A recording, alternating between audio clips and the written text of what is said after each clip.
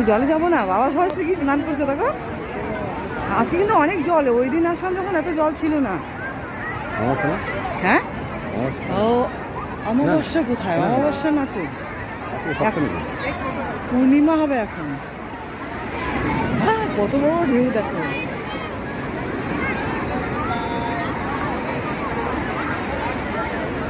ওই দিকে